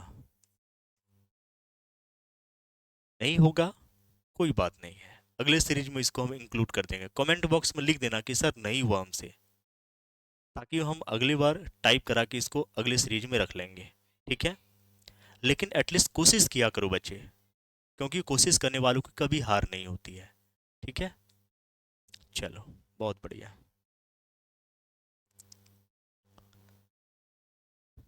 इस सवाल को इस सवाल को करो। सारे बच्चे इस सवाल का जवाब देंगे। 2 क्वेश्चन हमने होमवर्क से दिया है, अब ये सवाल करो आप। कह रहा वो बड़ी से बड़ी संख्या ज्ञात कीजिए जिससे 1250 और 1615 को विभाजित करने पर शेषफल क्रमशः 4 और 5 प्राप्त हो। एक संख्या हमें दे रखा है 1250 और एक संख्या दे रखा है बच्चे 1615। हाँ या ना कहोगे? हाँ सर। शेषफल बचा है तो शेषफल घटा दीजिए, तो ये 1200 हो जाएगा 46, और यहाँ शेषफल दे रखा है बच्चे 5, ये हो जाएगा 1610। अब मुझे बताओ ये किससे कट रहा है? किससे कटेगा? 13 से कटेगा सर? 13 कम 13, और सर 13 से नहीं कटेगा ये, क्योंकि एचसीएफ क्या होता है? वो बड़ी से बड़ी संख्या जो दी गई संख्या को पूरी पूरी विभाजित करे, और दी गई संख्या हमारा 1246 और 1610 है। 14 से कटेगा बच्चे? 14 से कटेगा नहीं, 7 से भी कटेगा। कहोगे 7 से काट के देखते हैं सर। 7 दूनी 14, 7 तिया 21, बिल्कुल कट रहा है सर। 7 एकम 7 और 5 49, 7 2 56, यानी 14 से कट जाएगा। तो बड़ी से बड़ी संख्या हमारा क्या है? 14 है। 16 से बिल्कुल नहीं कटेगा सर, और 18 से इसलिए नहीं कटेगा कि 9 गुना 2 है, और 9 से कटने का नियम है सर अंकों का योग। अगर 9 से कट गया तो पूरी संख्या भी 9 से कट जाएगी। 6 1 7 1 8, अंकों का योग 8 बन रहा है, इसका मतलब ये 9 से नहीं कटेगा। तो एक ही ऑप्शन हमारा कौन सा हो गया? 14, ठीक है। तो एचसीएफ होता है वह बड़ी से बड़ी संख्या जो दी गई संख्या को पूरी पूरी विभाजित करें। तो दी गई संख्या हमारा यहाँ 1246 है और 1610 है। वो बड़ी से बड़ी संख्या कौन सी है? 14 है सर, ठीक है। कहोगे बिल्कुल सर। आ जाओ। हाँ बिल्कुल, डिफरेंस मेथड भी लगा सकते हो इसमें, बिल्कुल लगा सकते हैं। इस सवाल पे आइए, सारे बच्चे इस सवाल पे आएंगे। एलिगेशन का क्वेश्चन है बच्चे। मैंने कहा ना कि हर एक चैप्टर में मैंने ढूंढ ढूंढ के लाया है क्वेश्चन की, कहाँ से क्वेश्चन पूछ रहा है। पता है ऐसे 10 सीरीज चलाऊंगा। बोर लगे ना तो वीडियो पॉज करके रख देना, बाद में देखना, लेकिन देखना जरूर बच्चे, एक एक चीज देखना आप, ठीक है। बहुत फायदा करेगा आपको। एक बर्तन में 80 लीटर दूध है, इसमें 8 लीटर दूध निकालकर उतना ही पानी डाल दिया जाता है, और यह प्रक्रिया 2 बार और दोहराई जाती है। तो बर्तन में अब कितना दूध बचा है? देखो बच्चे, फॉर्मूला वगैरह नहीं सीखना है यहाँ पे, कंसेप्ट से कराता हूँ। आ जाइए। कितना दूध निकला गया बच्चे? 8 लीटर। टोटल कितना है बच्चे? 80। इसको काटो, ऐसा ही करना एग्जाम में भी। 1/10 हमने फ्रैक्शन बना लिया, 1/10, ठीक है। इसका मतलब कि अगर 10 यूनिट टोटल है तो 1 यूनिट हम क्या कर रहे हैं? दूध को निकाल रहे हैं। सर टोटल दे रखा है हमारा 80, तो अगर 1/10 हमने निकाल लिया तो बचा कितना, 9/10। 10 में से घटेगा तो 9/10 होगा, कहोगे हाँ सर। लेकिन निकालने के बाद क्या हुआ कि यह प्रक्रिया 2 बार और दोहराया गया। कितने बार, 2 बार और दोहराया गया। तो 9/10 और 9/10, बस इसे सॉल्व करना है। मैंने कहा ना कि सॉल्व नहीं करना है, सॉल्व नहीं करना है। आपको एक 9 का मल्टीपल दिखा है ना, और 9 का मल्टीपल क्या होता है, अंकों का योग। देखो, 8, 5 13, 3 16, 2 18। सर ये तो 9 से कट गया, क्या ये हो जाएगा? बिल्कुल। 9 से कटने का नियम क्या है, अंकों का योग। सर 6 2 8 5 13 बिल्कुल नहीं होगा। 5 5 10, 4 14, 4 18 ये हो सकता है। 6 2 8 और 1 9 ये भी सर हो सकता है। ठीक है, कोई बात नहीं, एटलीस्ट मैंने एक ऑप्शन तो छांटा। मान लो कि एग्जाम में नहीं है टाइम मेरे पास, तो कम से कम ये तो पता चल जाएगा कि कैलकुलेशन करने से पहले ऑप्शन नंबर बी हमारा नहीं होगा। और भी तरीका है, देखो यहाँ पे। सर 9 का क्यूब होता है 729। कितना होता है बच्चा, 729। और एक संख्या हमारा 8 है। ठीक है, अभी काट नहीं रहे हैं, मैं सिखा रहा हूँ कि एग्जाम में कैसे करना है। सर 9 72, यानी इकाई अंक हमारा 2 होना चाहिए। तो इकाई अंक अगर हमारा 2 होना चाहिए, तो ये हमारा 4 है, ये छट गया। छट गया ना, ये मेरा छट गया। तो ए और डी में से मैंने फंस गया। एटलीस्ट मैंने देखो, हालांकि यहाँ पे ऑप्शन मैच नहीं किया आपका, लेकिन मैं समझा रहा हूँ कि एग्जाम हॉल में करना कैसे है। मैंने दो ऑप्शन को कैसे छांटा, पता चला। मैं सिखाना चाह रहा हूँ आपको। तो आगे आप इसको सॉल्व करोगे तो ये कितना हो जाएगा, 5832 लीटर। ऑप्शन नंबर कौन सा हो जाएगा, ए। यानी डी नहीं होगा। ठीक है, डी नहीं होगा, क्योंकि 8 से कटने का नियम भी आप चेक कर लेना। 8 से यही कटेगा, 8 से ये नहीं कटेगा। ठीक है, 8 से केवल ये कटेगा, क्योंकि 8 यहाँ आपको दिख रहा है। तो 8 का मल्टीपल भी चेक करोगे सर, 8 का मल्टीपल भी चेक करोगे तो केवल ऑप्शन नंबर ए ही होगा। मैंने गुना नहीं किया बच्चे, मैंने कहीं गुना नहीं किया। और मैं हमेशा यही अप्रोच लगाता हूँ, लेकिन आप एग्जाम हॉल में जाओगे तो यही करना आप। ठीक है, चलिए इस सवाल को करो, अलजेब्रा का सवाल है।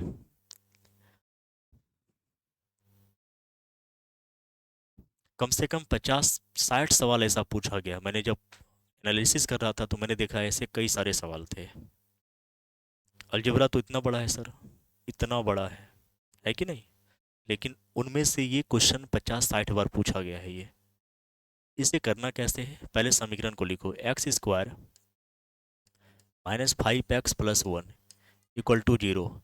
सबको x से डिवाइड कर दो। सबको क्या करो बच्चे, तरीका सीखो। सबको x से डिवाइड कर दो दोनों तरफ, कोई दिक्कत नहीं है। जो क्रिया आप इधर करे हो वही क्रिया आपको उधर करना है। अगर आप इधर x से डिवाइड करें तो उधर भी x से डिवाइड करेंगे। सर करोगे तो क्या हो जाएगा, एक x कट जाएगा। सर यहाँ से x कटेगा तो 5 बचेगा, और ये +1/x है, और ये तो 0 हो गया। अब सजा के लिख दो, x +1/x, और ये माइनस का 5 उधर जाएगा तो प्लस का 5 हो जाएगा। यानी x +1/x का मान क्या आ गया, 5। अब यहाँ से हम कुछ भी पूछें तो आप बता सकते हो। मैंने पूछना शुरू करूँ, आ जाओ। सबसे पहले मुझे बताओ x² +1/x²। सारे बच्चे बताएंगे। फिर मुझे बताना x³ +1/x³। और फिर बताना मुझे x⁶ +1/x⁶। ठीक है, तो सर अगर x +1/x का मान 5 है, तो x² +1/x² निकालेंगे तो ये होता है a² -2, यानी 5 का स्क्वायर -2। तो 25 में से 2 घटेगा बच्चे, 23 होगा। अगर क्यूब निकालते हैं और योग में है सर, तो a³ -3 होता है, यानी 5 का क्यूब -3 गुना 5। याद आया ना, तो ये हो जाएगा 110। और मुझे बताओ, 2 को 3 से गुना करेंगे तो 2 तिया क्या होता है, 6। 6 होता है ना। इसका मतलब सर 23 को अगर आप 110 से गुना कर देंगे, वही तो इसमें निकालना है, क्योंकि पावर 6 हमें चाहिए। तो पावर 2 और पावर 3 को गुना करोगे, 2 तिया क्या होता है, 6 होगा। इसका मतलब बिल्कुल सही जा रहे हैं सर।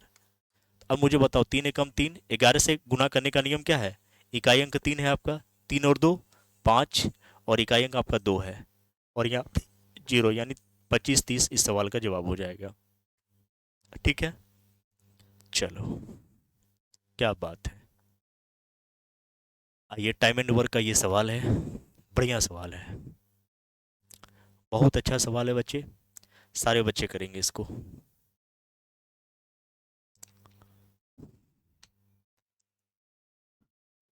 एग्जाम नज़दीक है बच्चे, कुछ कर जाओ और अपने माँ बाप का नाम रोशन करो, ठीक है। माँ की आंखों में वो सपना जो है, उस सपने को साकार करो बच्चे। हम सभी विद्यार्थी लाइफ में बस यही ध्यान में रखते थे कि अपने माता पिता का जो सपना है उसको पूरा करें।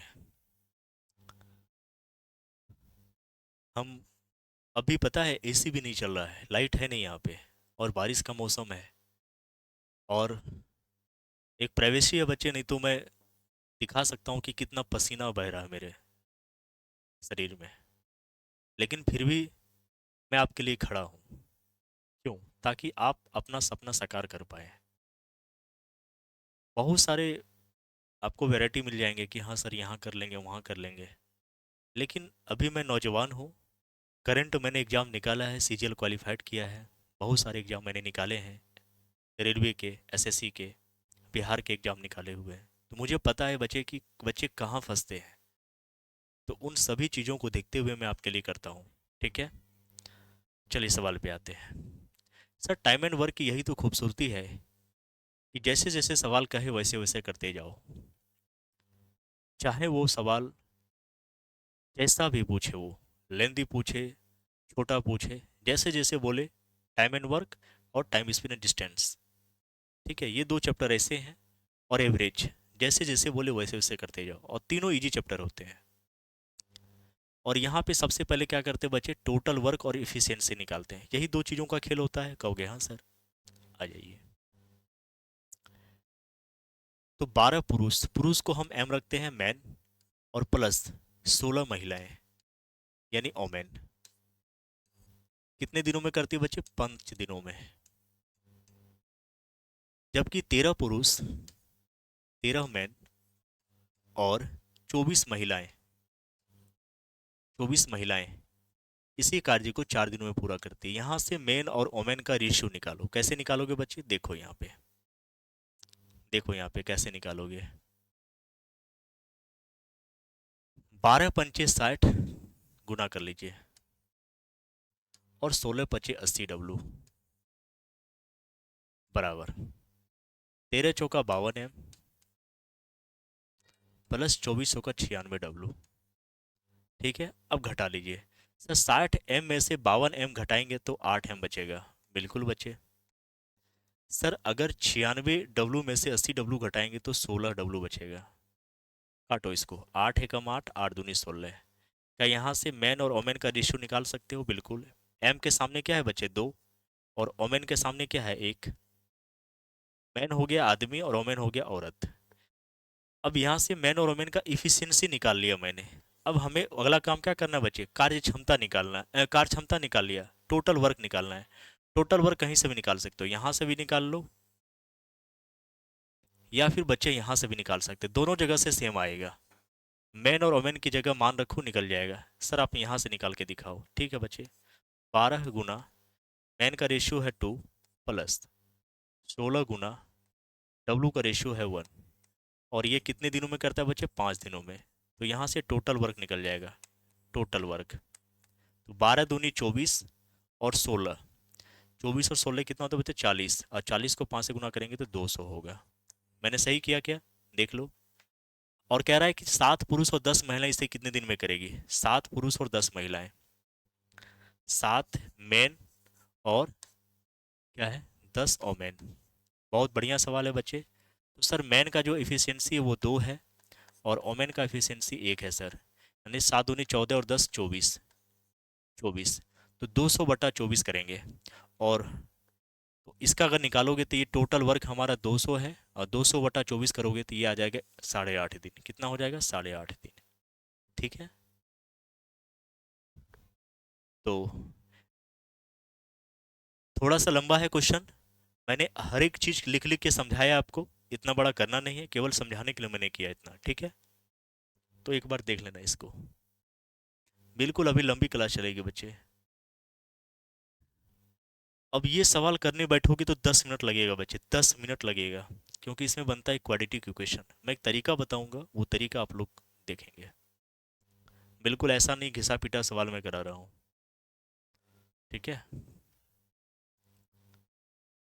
आ जाइए, पढ़ो पहले सवाल को। बॉटम स्ट्रीम का सवाल है। कह रहा है एक नाव धारा के प्रतिकूल 30 किलोमीटर और धारा के अनुकूल 44 किलोमीटर 10 घंटे में जा सकती है। 13 घंटे में यह धारा के प्रतिकूल 40 किलोमीटर और धारा के अनुकूल 55 किलोमीटर जा सकती है। तो शांत जल में नाव की गति क्या है? सारे बच्चे करेंगे इसको, ठीक है।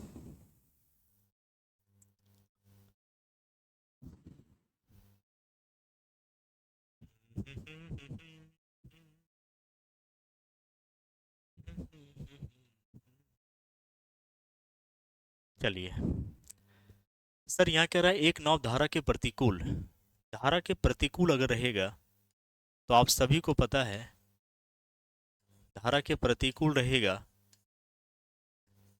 तो चाल सर घटेगा, यानी उसको कह सकते हैं x-y किलोमीटर पर आवर।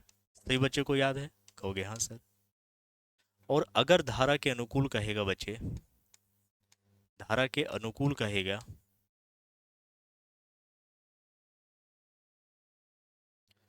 तो चाल जुड़ जाती है x+y। बॉट एंड स्ट्रीम में जस्ट उल्टा होता है। क्यों? जैसे मैं समझाता हूँ आपको।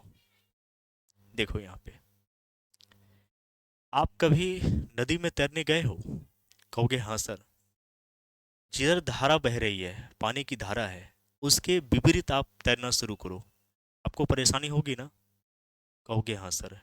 लेकिन जिधर पानी का बहाव है उस ओर आप तैरना शुरू करो, तो कुछ तो आपकी चाल है और कुछ पानी की चाल है, तो आपको तैरने में आसानी होती है। आ रही बात समझ में? यानी प्रतिकूल में सर घटेगा और अनुकूल में जुड़ेगा। ये क्लियर है? कहोगे हाँ सर। मिटा दें इसको, आ जाओ। सर दे रखा है 10 घंटे में जा सकती है, यानी समय बराबर होता है दूरी बटा चाल। सर दूरी पहला दे रखा है 30 और धारा के प्रतिकूल चाल हमारा x-y होगा प्लस। सर अगला दे रखा है हमें 44 किलोमीटर दूरी और ये धारा के अनुकूल यानी x+y। और ऐसा होने में हमें 13 कितना घंटा लगता है बच्चे? 10 घंटे लगते हैं, यानी समय दे रखा है और समय बराबर होता है दूरी बटा चाल। दूरी बटा चाल, पहला प्रतिकूल दे रखा है और दूसरा अनुकूल दे रखा है। ऐसे ही सेकेंड स्टेटमेंट में है कि 40 किलोमीटर धारा के प्रतिकूल यानी x-y प्लस और 55 किलोमीटर धारा के अनुकूल x+y। और ऐसा होने में 13 घंटे का समय लगता है। मुझे बताओ इसे सॉल्व करना इजी है? इजी है? बोलो, क्या आप इसे सॉल्व कर सकते हैं? कहोगे नहीं सर, बहुत मुश्किल है। देखो मैं एक तरीका समझाता हूँ। करना क्या है हमेशा बच्चे, आ जाओ, सारे बच्चे इधर आ जाएं। 44 और 55, हमेशा अनुकूल वाला जो होगा उसका क्या करना, संख्या जो है 44 और 55, इसका एचसीएफ निकालो। सर 44 और 55 का एचसीएफ जो होगा, और एचसीएफ होता है वो बड़ी से बड़ी संख्या जो दी गई संख्याओं को पूरी पूरी विभाजित करे। तो एचसीएफ निकालो यहाँ डिफरेंस मेथड। 55 में 44 घटाओगे तो 11 होगा। आ गया ना? कहोगे सर एचसीएफ 11 आ गया। ये जो 11 आया ना बच्चे, ये x+y का मान आ गया। किसका मान आ गया बच्चे? x+y का मान आ गया। अब आगे क्या करना है? अगर x+y हमारा 11 आया, 11 आया, तो मुझे बताना, गौर से देखना, 44/11 करो, कितना 4 होगा, 4 बार में कटेगा। 44/11, कहोगे हाँ सर 4 बार में कटेगा। इस 4 को क्या करो, 10 में से घटा दो, यानी 10 में से 4 घटेगा सर 6 बचेगा। तो 6 बचेगा, तो x-y की जगह आप 6 रखो, एक्स माइनस वाई की जगह आप 6 रखोगे, 6 रखोगे तो ये एक्स माइनस वाई का मान कितना होगा, 6 पंचे 30, कितने बार में कटा है सर, 5 बार में। यानी एक्स माइनस वाई का मान कितना हो गया, 5। और हमसे पूछ रहा है शांत जल में नाव की गति, यानी एक्स का मान पूछ रहा है। तो जब भी दो संख्याओं का योग दे रखा हो और दो संख्याओं का अंतर दे रखा हो, तो बड़ी संख्या निकालने का तरीका क्या, दोनों संख्याओं को जोड़िए बच्चे, 11 प्लस 5 और बटा में 2, यानी 16/2 हो जाएगा 8 किलोमीटर पर घंटा, 8 किलोमीटर पर घंटा, यानी ऑप्शन नंबर ए। तो एक बार फिर से इसको रिवाइंड करके देखना, ठीक है सारे बच्चे। आ जाइए, एज वाला सवाल पूछ रहा है बच्चे आपके एग्जाम में, एज वाला सवाल सारे बच्चे करेंगे इसको। 2 सवाल मैंने दिया है आपको घर से करने के लिए, 1-2 सवाल और देंगे, टेंशन ना लो। सर 8 वर्ष पहले ए और बी की आयु का अनुपात 2:3 था और 4 वर्ष बाद उनकी आयु का अनुपात 5:7 होगा, उनकी वर्तमान आयु का योग क्या है। एक बात बताऊं बच्चे, एक बात बोलूं, मेरे सवाल का जवाब आ गया। कहोगे कैसे, देखो ये आपको भी अप्रोच लगाना एग्जाम में। अंतिम में सर पूछ रहा है कि उनकी वर्तमान आयु का योग, तो सर वर्तमान आयु का योग 2 और 3 है, 2 और 3 का योग कितना होता है सर, 5 होता है। 2 और 3 का योग क्या होता है बच्चे, 5 होता है। आया ना, कहोगे हाँ सर।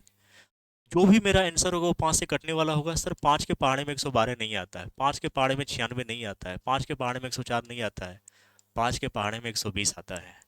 120 5 से डिवाइड होगा। मैंने कोई कॉन्सेप्ट लगाया, नहीं लगाया ना, देख पा रहे हैं ना आप? देख रहे हो ना? तो ये भी अप्रोच आप एग्जाम में लगा सकते हैं, क्योंकि हमसे उनकी वर्तमान आयु का योग पूछा है और वर्तमान आयु का अनुपात दे रखा है 2:3, यानी योग बनता है 5, यानी जो भी मेरा आंसर होगा वो 5 से कटने वाला होगा। ठीक है, कंसेप्ट इसको बता दें, बोलो, कंसेप्ट भी समझा देते हैं बच्चे। हाँ सर, कंसेप्ट भी हमें समझा दो, आ जाओ, ताकि ऐसा हर बार थोड़ी होगा सर कि एग्जाम में एक ही ऑप्शन देगा, हो सकता है 2 ऑप्शन दे दे, तब क्या करेंगे। आपकी बात भी बिल्कुल सही है। करना क्या है बच्चे, मैं पूछूं अगर डिफरेंस क्या होता है, अंतर क्या होता है। मान लो अभी 2026 चल रहा है, 2026 चल रहा है और मैं यहाँ पे लिखा हूँ 2022, तो कितने साल पीछे गए बच्चे, 4 साल हम पीछे गए। और अगर आगे हम 2029 की बात करेंगे तो कितना साल आगे गया बच्चे, कहोगे सर आपने 3 साल आगे गया। अब मैं पूछूं कि दोनों के बीच का डिफरेंस कितने का है, कहोगे सर 2022 से 2029 का डिफरेंस वो हमारा 7 साल का डिफरेंस है। कितने साल का बच्चे, 7 साल का। तो ये 7 साल यहाँ से भी ला सकते हो आप कि 4 साल पहले और 3 साल बाद, तो हमेशा जुड़ के आता है, इन दोनों का योग ही तो है। तो ये कंसेप्ट समझ गए, कहोगे हाँ सर। जब भी पहले और बाद की बात होगी तो हमेशा जुड़ेगा, पहले पहले रहेगा तो घटेगा और बाद बाद रहेगा तो जुड़ेगा। जैसे यहाँ पे देखो, यहाँ 8 साल पहले दे रखा है और आगे दे रखा है बच्चे 4 साल बाद। ठीक है, तो पहले और बाद दे रखा है, इसका मतलब जुड़ेगा।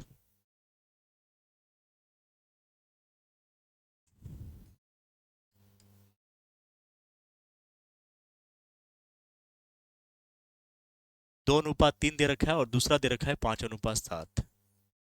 तो सर पहले और बाद की बात है तो जुड़ेगा, 8 और 4 क्या हो जाएगा, 12। तो 12 को यहाँ रखिए बच्चे और यहाँ भी 12 को रखिए, कोई दिक्कत, कहोगे नहीं सर। करना क्या है सर, 7 दूनी 14 और 5 दिया 15। सर यहाँ से बरसती 84 और 12 पंचे 60। ऐसा क्वेश्चन मैंने एक और कराया था अलग कंसेप्ट में, देख रहे हो ये कितना काम आ रहा है। सर इन दोनों का डिफरेंस 1 का है और यहाँ इन दोनों के बीच का डिफरेंस हमारा कितने का है बच्चे, 24 का है।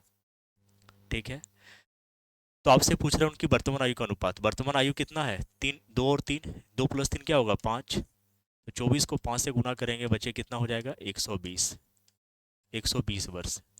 और मैंने ऑप्शन से भी किया था तो 120 ही आया था। तो ये तरीका याद रखना, बहुत बढ़िया तरीका है। आ जाइए इस सवाल पे आ जाओ। फिर से एक डिस्काउंट का क्वेश्चन है, मैंने एक और कराया है, आप सभी को याद होना चाहिए। एक और क्वेश्चन है, एक दुकानदार अंकित मूल्य पर 20%, 10% और 5% की क्रमिक छूट देता है। यदि वस्तु का विक्रय मूल्य 342 है तो उनका अंकित मूल्य क्या है? बिल्कुल गर्मी बहुत है बच्चे, क्या करोगे?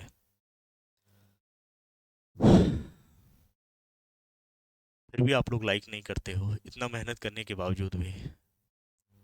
कुछ तो मांग नहीं रहे हैं आपसे, बदले में कुछ दे ही रहे हैं। एक अंगूठा दबाने में क्या जाता है? लाइक करो या डिसलाइक करो, कुछ तो करो बच्चे, ताकि डिसलाइक भी करोगे तो मुझे ये अंदाजा होगा कि बच्चे हमें पसंद नहीं कर रहे हैं, और नहीं पसंद कर रहे हैं तो मैं क्या करूँगा? छोड़ दूंगा आप लोगों को पढ़ाना। मेरी अच्छी खासी जॉब भी है, वहीं करते रहेंगे हम। अगर पसंद आता है तो लाइक कर दिया करो, नहीं आता है तो वो भी बोल दो कि सर नहीं आता है, नहीं पढ़ाऊंगा आपको। ठीक है, आपके लिए आते हैं तो कम से कम एक लाइक तो बनता है। चलिए सर, डिस्काउंट हमेशा अंकित मूल्य पर मिलता है। डिस्काउंट हमेशा किस में मिलता है बच्चों? अंकित मूल्य पर। तो मुझे बताओ, यहाँ अंकित मूल्य पूछ रहा है, अंकित मूल्य को ए मान लो, कोई दिक्कत नहीं सर। 20% का डिस्काउंट है, 20% का फ्रैक्शन क्या होता है बच्चे? 20% का फ्रैक्शन होता है 1/5। यानी 5 की चीजें हैं, एक का डिस्काउंट मिला तो 4 पे बेचेगा, यानी 4/5 हो जाएगा, गुना। सर 10% का फ्रैक्शन होता है 1/10। यानी अगर अंकित मूल्य पहले 10 था, एक का डिस्काउंट मिला तो 9 पर बिकेगा, यानी 9/10 हो जाएगा। और आगे है 5% का डिस्काउंट हुआ तो 5% का फ्रैक्शन होता है 1/20। यानी 20 अगर हमारा अंकित मूल्य है, एक का डिस्काउंट मिलेगा तो 19 पर बिकेगा, 19/20। और ऐसा होने पर जो सेलिंग प्राइस है वो 342 रुपया हुआ। तो ये भी आपका सेलिंग प्राइस, ये भी सेलिंग प्राइस, बराबर हो गया। अब बच्चे यहाँ पे आप कर सकते हो, देखो आपको एक 9 दिखा ना, हो गया हाँ सर एक 9 दिखा है। और 9 का नियम क्या होता है बच्चे? 9 का नियम होता है sum of digit, sum of digit. यानी अगर संख्या जोड़ने के बाद 9 से कट जाए तो पूरी संख्या भी 9 से कट जाएगी। तो ये तो 5 ही बन रहा है सर, 9 से नहीं कटेगा। 5 4 9 सर, ये कट जाएगा सर। 6 9 से नहीं कटेगा। और यहाँ 5 5 10, ये भी नहीं कटेगा। यानी सर मेरा ऑप्शन नंबर कौन सा हो जाएगा? बी हो जाएगा। क्या मैंने कैलकुलेशन किया? नहीं किया। मैंने एक देखा कि 9 का मल्टीपल देखते हूँ। 9 का मल्टीपल क्या कहता है कि सम ऑफ डिजिट, अंकों का योग। मैंने सबको जोड़ा, 5 + 0 + 0 5 ही होगा, 9 से नहीं कटेगा सर।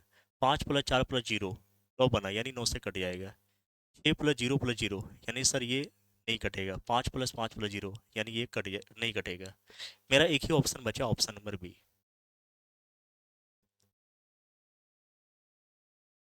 चलिए इस सवाल पे आओ।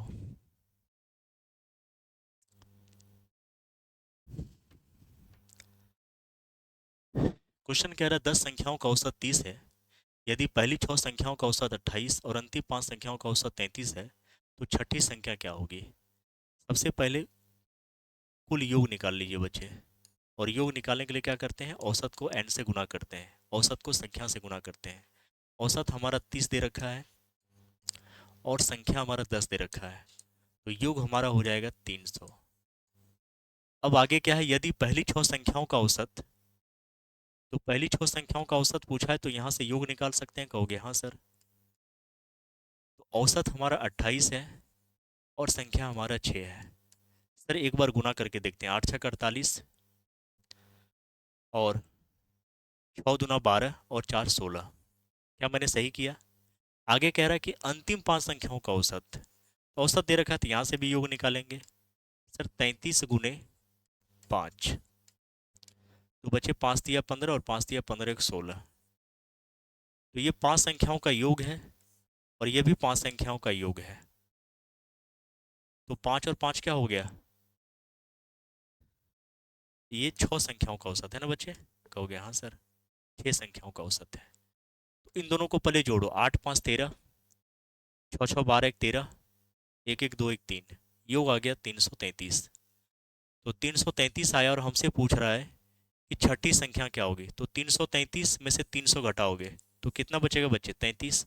और यही 33 आपका क्या होगा? छठी संख्या होगा। ऑप्शन नंबर कौन सा हो जाएगा? बी।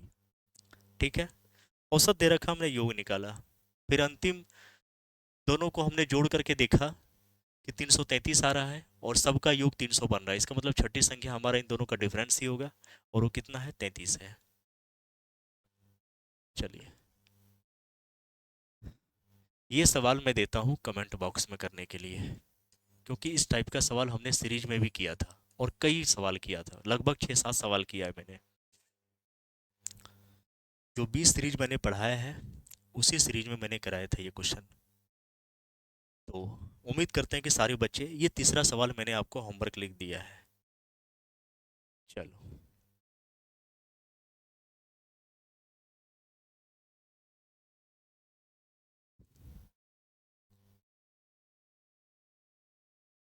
एक टाइप का ये सवाल है, इसे देख लो बच्चे एक बार। एक व्यक्ति का अपनी आय का 25% बचाता है। यदि उसकी आय में 20% की वृद्धि होती है और उसके व्यय में 10% की वृद्धि होती है, तो उसकी बचत में कितने परसेंट की वृद्धि होगी? सर, आय जो बनता है वो खर्च और बचत से बनता है। किससे बनता है बच्चे? खर्च और बचत से। यानी मान लो अगर आपने 100 रुपया कमाया और 25 रुपये खर्चा कर दिया, तो बचाया कितना आपने? 75 रुपया। तो सर कह रहा है कि अपनी आय का 25% बचाता है। तो अगर आय 25 बचाता है, टोटल आय अगर मान लो कि 100 है, और 100 का 25% 25 ही होगा, तो खर्चा कितना किया होगा बच्चे? 75 किया होगा। कहोगे हाँ सर, बिल्कुल सही जवाब है। आगे सॉल्व करने का तरीका है सर, इसको काट दीजिए, 25 चौके 100, 25 दिया 75, ताकि आगे डेसिमल भी नहीं आएगा। अरे आय अपने आप में 100% होगा, अपने आप में ही आय 100% होता है। अगर उसका 25% उसने बचाया तो 75 खर्च किया होगा, तो आय उसका 100 होगा, 100%। मैंने 25 से सबको डिवाइड कर दिया, 25 चौके 100, 25 दिया 75, 25 से कम 25। आगे बच्चे करना क्या है कि एक शून्य या दो शून्य अपने मन से लगा देना, एक भी लगाओगे तो काम चल जाएगा। आ जाओ, आगे कह रहा है कि आय में 20% की वृद्धि हुई। मुझे बताओ 400 का 10% कितना होता है? 40। तो 20% कितना होगा? 80। यानी सर ये हो जाएगा 480। और ये तरीका 10% निकालने का मैंने सिखाया है। उसके खर्च में 10% की वृद्धि होती है, तो 300 का 10% कितना होगा? 30। तो यहाँ से 30 और जोड़ेंगे तो ये हो जाएगा 330। मुझे बताओ आय में से अगर खर्च घटाओगे तो बचत निकलेगा। कहोगे बिल्कुल सर, बिल्कुल। तो देखो 480 में अगर मैं घटाऊं तो जीरो में से जीरो जाएगा सर, 8 में से 3 गया, कितना बचेगा? 5। और 4 में से 3 गया 1। कह रहा है कि बचत में कितने परसेंट की वृद्धि होगी? सर बचत में तो 50 की वृद्धि दिख रही है, और किस पर? 100 पर। और प्रतिशत के लिए क्या करेंगे बच्चे? 100 से गुना करेंगे। ये 100 से 100 कट जाएगा, यानी 50% की क्या होगी? वृद्धि होगी। ऑप्शन नंबर आपका ए है। ठीक है, तो कैसी रही क्लास? ठीक है, इसी तरह से बच्चे हम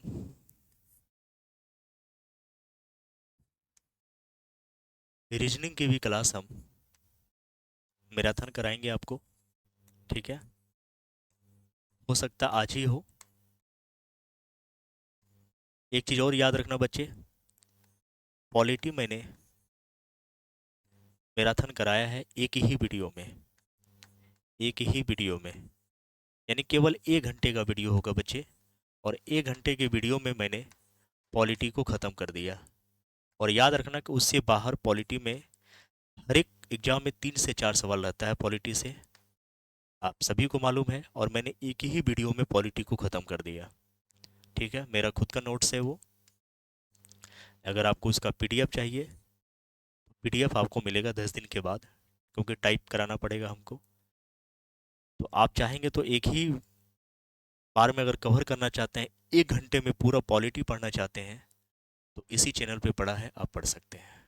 ठीक है, चलिए, तो सभी को good night, thank you, bye bye, जय हिंद। और अगर हाँ, और नए बच्चे हैं तो जुड़ जाना, सब्सक्राइब कर लेना। ठीक है, चलो।